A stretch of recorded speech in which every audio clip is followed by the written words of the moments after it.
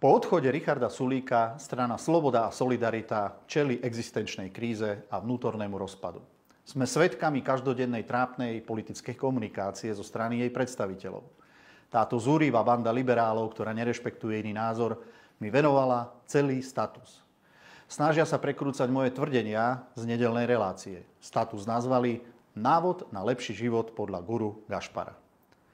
Dovoľte mi teda, aby som vám priniesol návod na lepší život podľa Sasky.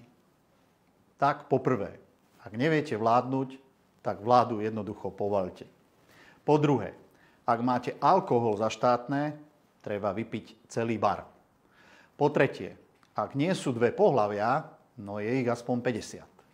Po štvrté, ak niekto založil stranu a dostal nás na vrchol, treba mu nadávať a osočovať ho.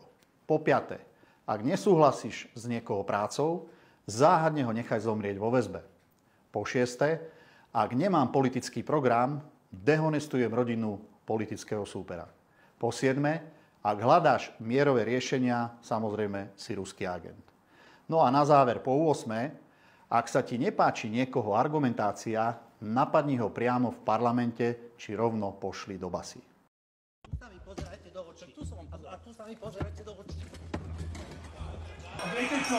Veľa Kočnera by v tej base mal dožiť aj Robert Fico.